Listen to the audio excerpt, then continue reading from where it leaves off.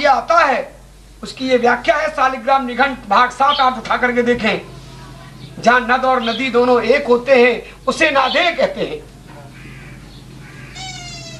तो अब प्रारूप आता है वही असली अयोध्या होती है और वही विराट स्थली में मथुरा, अयोध्या, हरिद्वार, ऋषिकेश, पुष्कर, मक्का, मदीना ठौर ठौर रचना करी प्रकट किए संकेत। क्योंकि अवतार जब आता है तो विराट सेंटर से आता है, सारे संसार के स्थल संकेत के लिए। जब यहाँ वो पुरुष विशेष आएगा वो हमें नीचे की चीजों में नहीं उलझाएगा। वो क्या समझाएगा, ये लोगों दुनिया कहाँ जा रही है, होश करो। हमको आपको होश नहीं है, बेहोशी में पड़े हुए। जरा हम विचार करके देख लें अभी तक हमने आपने क्या साधना की है और हमारे भाई लोग क्या साधना कर रहे हैं और इसका आत्मज्ञान से क्या संबंध है, तब हम पीछे की बात पर विचार करेंगे। आज हमारे बहुत से बहन भाई आपके तुलसी, पीपल, केला, बड़ आदि को पानी देते हैं, देना भी चाहिए। इससे जड़ी रूखड़ी औषधि फल आदि मिलेंगे जिसका लाभ हमारे शरीर के लिए है, लेकिन आत्मा परमात्मा का इसमें कोई ज्ञान नहीं। जो अपनी पूरी जिंदगी इस क्रिया में निकाल रहे हैं, दैहिक लाभ के लिए तो अच्छा कर रहे हैं लेकिन आत्मज्ञान के लिए कुछ नहीं।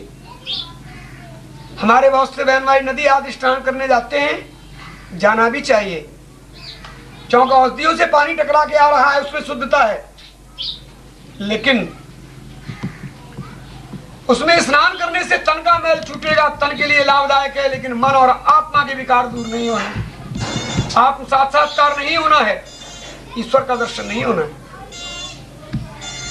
आज हमारे बहुत से बहन भाई सत्संग सुनने जाते हैं, अरे जब तक दुनियात्मक संसार शब्द से हमारा संग नहीं होगा तब तक वो सत्संग कहाँ है, वो तो समाज सुधार की बात से जाते हैं, चेतावनी से जाते हैं। हमारे बहुत से बहन भाई किताब आप पढ़ने लगे रहते हैं, ठीक है, हमारे महान पुरुषों के ये अनुभव हैं, इनसे हमें एक रास्ता मिलेगा, लेकिन पूरी जिंदगी लड्डू बनाने की बदी पढ़ते रहो और चुराते रहो, न पेट भरेगा न लड्डू बनेंगे। किताब पढ़ो, सामान लाओ, युक्ति से क्रिया करो, आज खराब बनेंगे एक दिन अच्छे बनेंगे, हम भी खाएंगे और भी खाएंगे। किताब पढ़ने का इतना ही लाभ है। तब वो बुल्ले शाह ने कहा है किताबें फेंक पानी में वजूदे खाक आलम में, करे इन किताबों को अलग हटा, अगर उस ज्ञान को पाना है उस रास्ते पे चल जो इसकी क्रिया का संदेश देता है। गीता क्या कहती है, तद्विद्धि प्रणपातेन परिपृष्ठेन सेवया उपदेक्षन्तुम ते ज्ञानम ज्ञानेन तत्त्वदर्शिने। किसी तत्वदर्शी महापुरुष के पास जाओ और विनम्रता के भाव से उसे तत्व ज्ञान अर्जित करो। गीता से थोड़े तत्व ज्ञान मिलेगा। अब सवाल आपका आता है, कोई भी धर्म ग्रंथ के पढ़ने से हमें वो चीज की उपलब्धि नहीं होगी, हमें उस कैटेगरी का महान पुरुष देखना पड़ेगा और तब हमें वो लाभ होगा। अब सवाल आता है, हमारे बहुत से बहन भाई आज दीपक जलाते हैं, तो पूजा में मिट्टी के तेल का दीपक क्यों नहीं जलाते, घी का या चमेली का या सरसों के तेल का जलाते हैं। पूजा में मोमबत्ती भी नहीं जलाई जाती, लेकिन विदेशी तो जलाते हैं, लेकिन हमारी भारतीय संस्कृति में लागू नहीं। सवाल आता है इसलिए हम तेल जलाते हैं, सरसों का तेल या घी या चमेली का तेल, इसके जलाने से एक ऐसी गैस बनती है जो विषाक्त कीटाणु को नष्ट करती है, जिस हमारे शरीर के लिए लाभदायक है, लेकिन आत्मा परमात्मा के नाम पर कुछ नहीं है। वातावरण शुद्धता के लिए उचित है। तब रामचरितमानस में कहा है कि परम प्रकाश रूप दिन राती, अरे नहीं कछु चाहिए दिया घटवाती। वो परम प्रकाश हमारे आपके अंदर में है, उसके लिए दिए की, घी की और बत्ती की कोई जरूरत नहीं।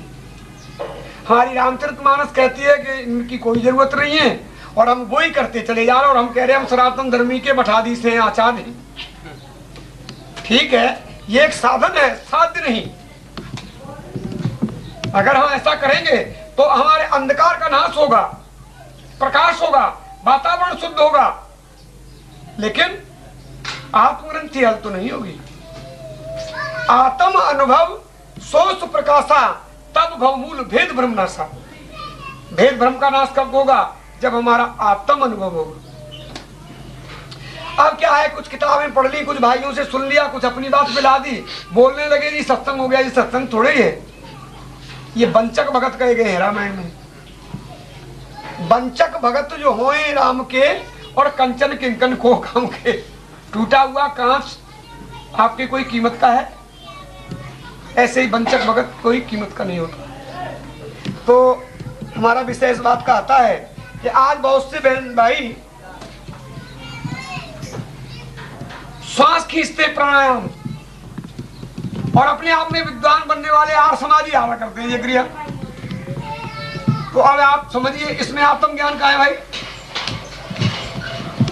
5 भी 1 2 नहीं है, 10 प्राण हैं, 5 प्रधान और 5 गौड़, 10 प्राण हैं। ये तो प्राणों का व्यायाम है।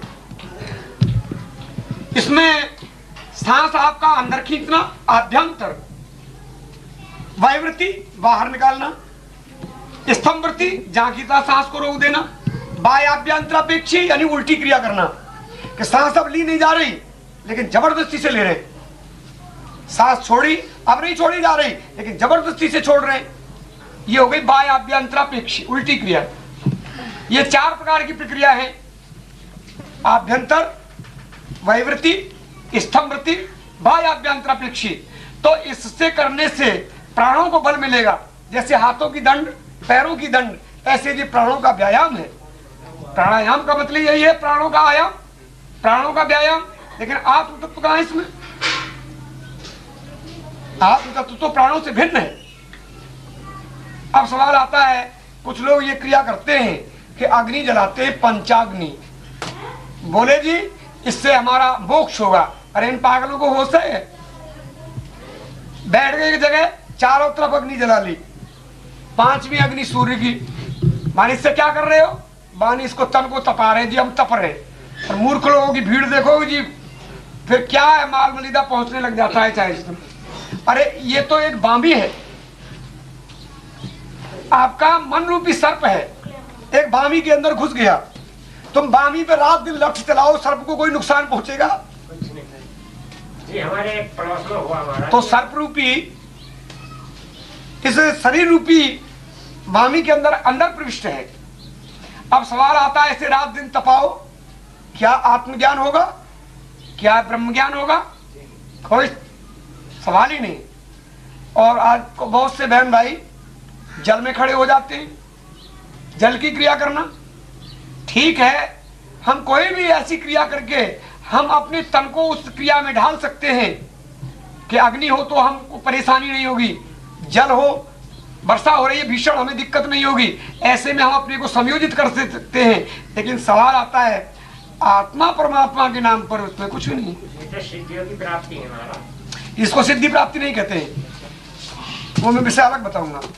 तो अब सवाल आता है, यह है हठ योग। ऐसे लोगों पे कुछ नहीं होता। अगर विश्व में किसी के पास हो तो वो मेरे से बात कर ले, कुछ नहीं होता किसी के भी पास में। अब सवाल हमारा इस बात का आता है कि आत्मज्ञान के रास्ते के लिए सिवाय सार शब्द के 10वें दरवाजे में प्रवेश होने का कोई रास्ता ही नहीं है। यहां से सीधा एक ही रास्ता है। अब जितने भी हमारे महापुरुष से अंतर्मुख गए हैं, उन्होंने सबने अनाथ के बारे में बोला है, सार शब्द के बारे में सारा किया है। और आगे कहा है कि सार शब्द को वो पुरुष विशेष आएगा, उसके अंदर प्रकाश प्रवेश भगवान की शक्ति आएगी, वो इस ज्ञान को देगा। तब कबीर साहब ने कहा, सार सार को गहे रहो और थोता दे उड़ा। ये सारी चीजें एक थोती है। हाँ लाभ तो कुछ है, तन लाभ। जैसे 84 आसन है यौगिक क्रिया के, इससे आप अपने तन को स्वस्थ रख सकते हो, कोई भी रोग विकार को दूर कर सकते हो। लेकिन आत्मज्ञान ईश्वरीय प्राप्ति का साधन थोड़ी है।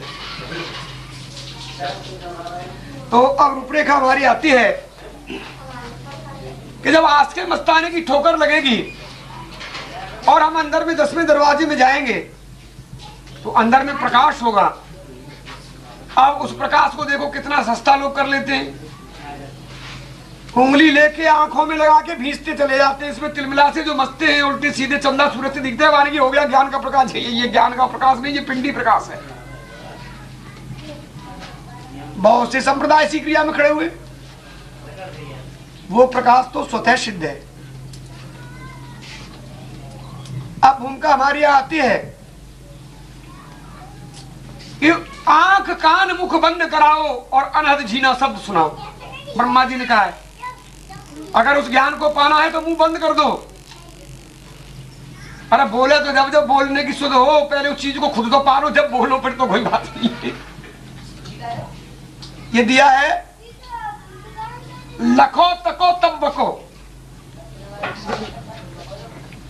यानी पहले देखो, लखो और तको यानी उसका जो है निरीक्षण करो।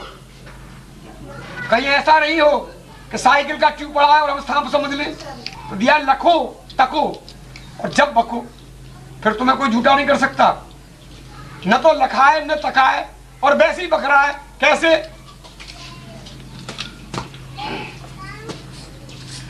कि जो कू करे कछु देख के भूखे, जो कू कर कछु देख के भूखे तो भूखे रे भाई। अगर कोई कुत्ता देख करके भूख रहा है तो उसका देखना और भूखना उचित है। अरे भूखत देख अगर जो भूखे सो अहमक कहलाई। वाचक ज्ञान ननी कर साधो, वाचक ज्ञान ननी का। जो कू कर कछ देख के भूखे तो उसने कुछ पाया। भूखत देख अगर जो भूखे सो अहमक कहलाया। आज अगर ये पूछ लिया जाए तुम हकीकत में बताओ ब्रह्म देखा है? अगर नेक नियत के लक्षण है तो जो कह देंगे जी हमने तो नहीं देखा है। पर हमारे गुरु महाराज जी कहते हैं। अब गुरु महाराज जी के पास पहुंचे, नहीं महाराज जी ब्रह्म देखा है? यार हमने तो नहीं। अब महाराज जी कहते हैं, अब महाराज जी की महाराज जी के पास गए, यानी ब्रह्म देखा है? बाई कहीं देखा तो है पर ऐसे ही थोड़े मिल जाएगा। साधना पद्धति से और क्रिया से उसको गुमराह कर रहे हैं। बानी महाराज तुम कहो सोई करने को तैयार हूं। जैसे मुझसे लोगों ने बड़ी बड़ी कठिन साधनाएं बताई। मेरी जब 3 वर्ष की आयु थी तो मैं महात्माओं के ऐसे हाथ पकड़ लिया करता था, तूने भगवान देखे? अगर देखे तो मुझे दिखा दे। तो कुछ तो कहते हैं कि नहीं देखे, कुछ कहते हैं ऐसे ही थोड़े दिख जाएंगे। देखे हैं, बड़ी मेहनत की है। जो तुम मेहनत हो मुझे बताओ, मैंने इतनी कठिन साधना की है। विश्व का कोई भी ऐसा साधन नहीं है जो मैंने अपनी जिंदगी में नहीं किया है, लेकिन कुछ नहीं निकला। तो आखिरकार बात आपकी ये है कि महाराज जी के महाराज जी की तरफ चले, माने की फिर तो सा शरीर छोड़ गए। अब मैंने भैया देखा किसने? ये हम बकी सुनी बातों को बकते रहते हैं, लेकिन ब्रह्म का साक्षात्कार कोई बातों का खेल नहीं है। और जिसने किया है वो दूसरे को करा सकता है। आज संसार को इस बात की जरूरत है, अगर किसी ने ब्रह्म का दर्शन करा है तो कराओ, बस मामला साफ है। ऐसा महापुरुष पूरी सृष्टि में एक ही होता है। अब क्या है कि भगवान कभी बात को अपने ऊपर नहीं लेते। जब आदि ब्रह्मा आते हैं तो जब अनेक ब्रह्मा बना देते हैं, रचना तो जब ही होगी तो एक दूसरे से ज्ञान शुरू कर देते हैं। जब ईश्वरीय ज्ञान होता है तो एक दूसरे से होता है, और साधु का ज्ञान होता है तो गुप्त होता है, किसी को बताना मत, क्योंकि चोरी का माल है। साधु का ज्ञान गुप्त का होगा।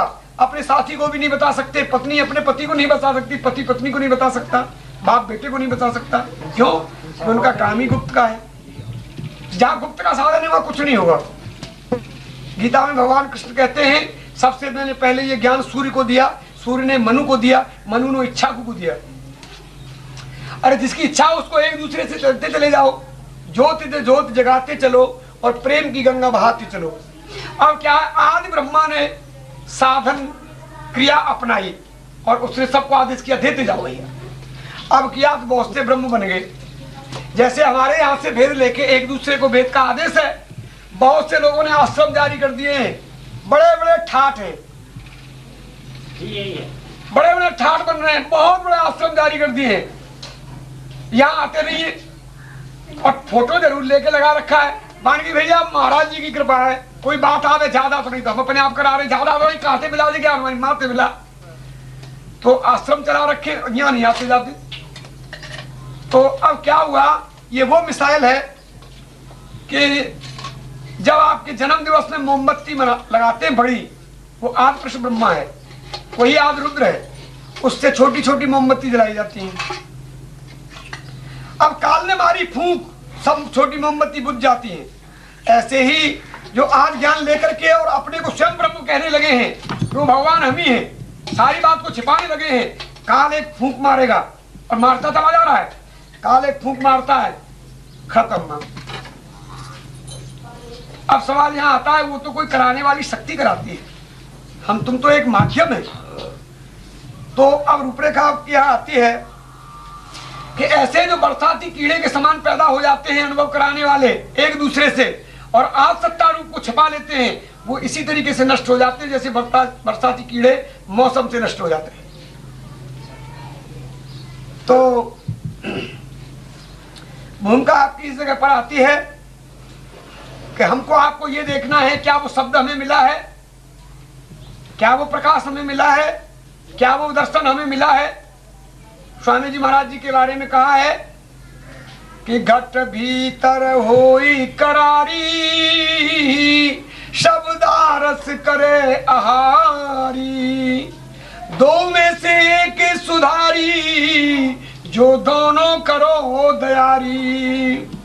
कह रहे घट के भीतर का ज्ञान, शब्द और दृष्टि, वो दया कर दे तो दोनों एक साथ दे दें, तो एक का ज्ञान जरूर दे देंगे। शब्द या दृष्टि एक का ज्ञान जरूर हो तो हम आगे चल जाएंगे, और अगर दोनों की हो जाए तो वो प्रभु की बहुत ही दया है।